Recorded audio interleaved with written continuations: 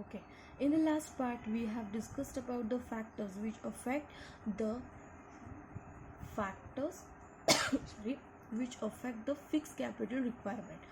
Now, the factors which affect the working capital requirements.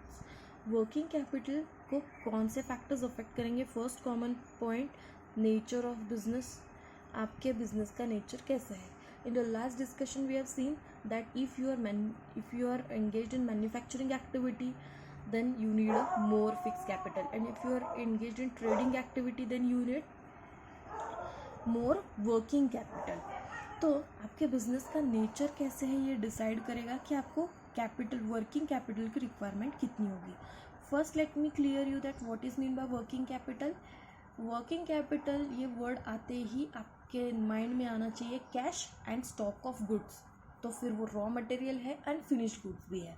Okay, तो ये fix asset बिल्कुल भी नहीं है. कैश, आज मैंने कुछ कमोडिटीज़ को सेल किया, today I am selling some commodities in the market, I will get the cash.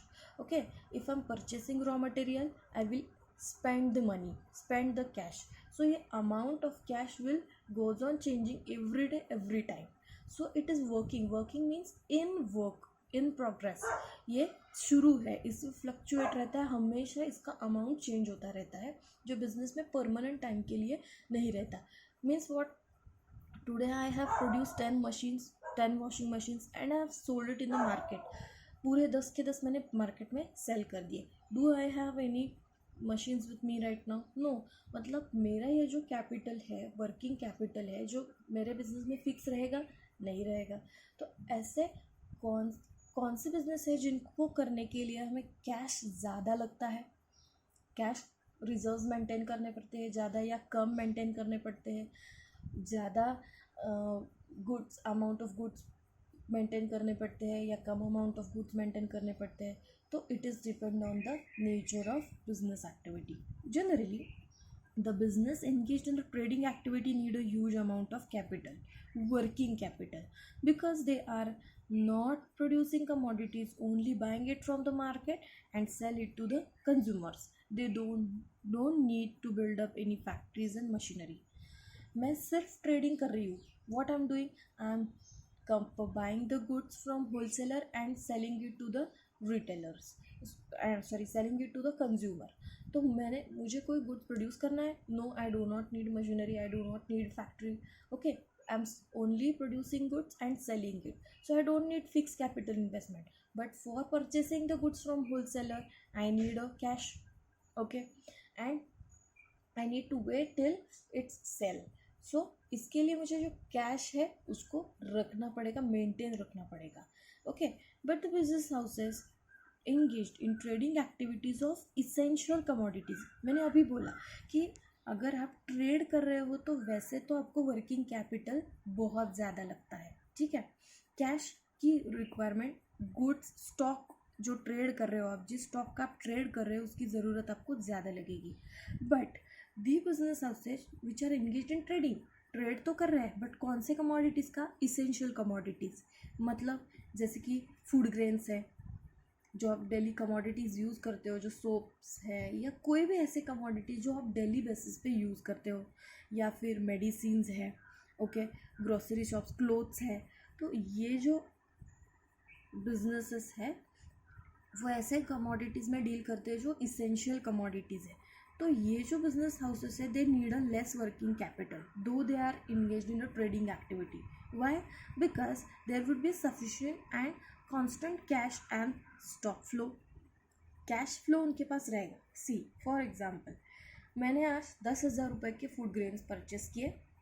Food grains एक ऐसी चीज़ है which is an essential commodities. हम ऐसा नहीं है कि कितनी भी महंगाई हो जाए, कुछ भी हो जाए, खाना तो पड़ेगा. तो आई नीड, ये जो कमोडिटीज़ है इनका मुझे ज़रूरत है. मेडिसिन्स कितना भी महंगा हो परचेस तो करना पड़ेगा, ठीक है, बिकॉज ये इसेंशियल कमोडिटीज़ है. गैस, कुकिंग गैस जो है, ये ऐसी कमोडिटीज़ जो इसेंशियल है, I need to purchase it. तो मैंने आज 10,000 रुपीज़ के फूड ग्रेन्स खरीदे जो 12,000 में मैंने बेच दिए. 12,000 मेरे पास आ गए. अगेन मैं उन पैसों से गुड्स खरीदूँगी. तो यहाँ पे मेरे पैसे ब्लॉक होके नहीं रहते. I don't need to wait back for its sale, because ये ऐसे कमोडिटीज है जो ऑटोमेटिकली सेल होते ही है, because it's comes under essential commodities. लोग इसका यूज़ किसी भी फैक्टर की वजह से अवॉइड नहीं कर सकते हैं। जैसे कि फ़िलहाल आप देख रहे हो कि हर एक बिजनेस हाउस बंद है, पर ये जो इसेंशियल कमोडिटीज़ है वो अभी भी सेल मार्केट में हो रहे हैं। For that you are spending some money also. After that जो पब्लिक यूटिलिटी सर्विस प्रोवाइडर्स है, they also need to maintain less working capital, because उनका भी कैश फ्लो कंटिन्यूस रहता है। जैसे कि इलेक्ट्रिसिटी सप्लाई, गैस, आपको पता है इलेक्ट्रिसिटी सप्लाई आपको होता है, हर महीने आपको बिल उसका पे करना पड़ता है, otherwise your connection will be cut down.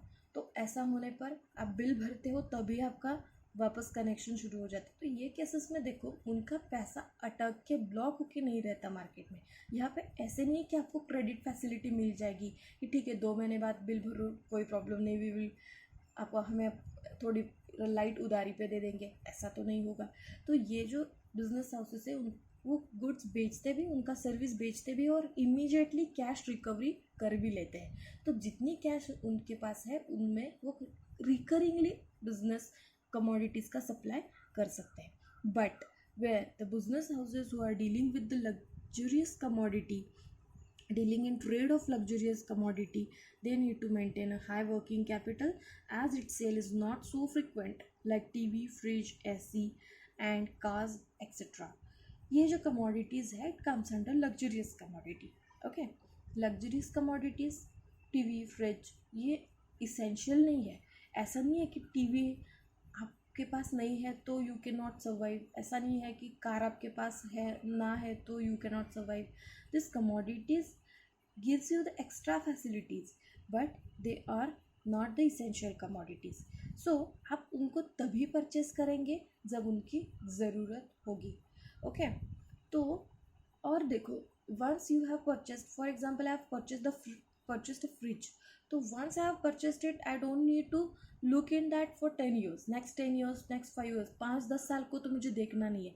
तो if I want to purchase another fridge I need to wait till 10 years, ये फ्रिज ख़राब होने तक मुझे वेट करना पड़ेगा। ओके तो ऐसा नहीं है कि कमोडिटीज़ ऐसे बार बार बेची जाती है, बार बार बेची जाती है, नहीं। इनको ये जो सेलर्स है जो ये लग्जरियस कमोडिटीज़ को सेल करते हैं, once it is sold to an consumer, तो वो बार बार आपके पास नहीं आएगा जब तक उसको नेक्स्ट उसी चीज़ की ज़रूरत ना होगी। तो ये केस में इनमें वर्किंग कैपिटल रिक्वायरमेंट ज़्यादा होती है, क्योंकि कैश फ्लो ऐसा नहीं है कि आज गुड्स गए बार बार गए, no, it is depend on the income of consumer. और लोग उनको तभी प्रेफर करते हैं जब they have access of cash, मतलब हमारे इसेंशियल नीड्स को फुलफिल करके अगर उनके पास कैश अवेलेबल है then they will go for it, otherwise they will not. Okay so I have made it trademark, इसलिए किया है कि देखो ट्रेडिंग एक्टिविटी है तो ह्यूज कैपिटल रिक्वायरमेंट होगी, पर ट्रेड ऑफ इसेंशियल कमोडिटी है तो लेस वर्किंग कैपिटल होगा। Public utility less working capital, but you are doing a trade in luxurious commodity then you need a huge working capital. क्यों? Because उनका goods frequently sale नहीं होते, कि बार बार सेल नहीं होते, they need to wait for a next sale. Okay so I hope you have understood this point. After that, size of business, obviously if you're working on a big scale you need a lot of working capital. Again, if you are taking the example of DMart, they are selling a huge goods on a daily basis, वो हर रोज़ बहुत ज़्यादा goods को sell करते हैं। तो मैंने ये fix capital में भी एग्जांपल दिया था, वर्किंग कैपिटल में भी दे रही हूँ, because basically their activities is of trade, goods को ट्रेड करने की एक्टिविटी है, तो obviously they need a huge working capital. Goods भी लगेंगे और कैश भी लगेंगे। तो कैश फ्लो आप तो देखते हो कि डीमार्ट, बिग बाज़ार ऐसे मॉल है where you will not get the credit facility. ऐसा नहीं है कि आज गुड्स लिए और 10 दिन बाद पैसे दिए, no, you need to buy it on cash basis only. उनका परचेज आप इमीडिएटली पेमेंट पर ही करते हो। Then you can imagine how much cash they are collecting every day. Okay so ये साइज ऑफ बिजनेस पे डिपेंड करता है कि आपको कितना वर्किंग कैपिटल रिक्वायर्ड होगा। If you are doing business on a large scale you need a huge working capital. If you are doing business on small scale you need less working capital. Okay After that, the volume of sell, how much amount of commodities you are selling, and not only sell, how much amount you are recovering out of the sale of goods. Volume of sell and working capital have direct relationship. Direct relationship means what? जितना ज़्यादा cell उतना ज़्यादा पैसा मुझे मिलेगा, cash मुझे मिलेगा.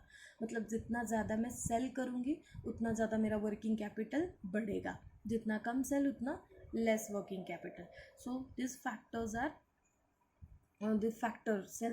Volume of cell is directly related with the working capital. जितना ज़्यादा मेरा सेल होगा उतना ज़्यादा मेरा वर्किंग कैपिटल होगा, जितना कम सेल उतना less working capital. Okay, so I hope you have understood this point.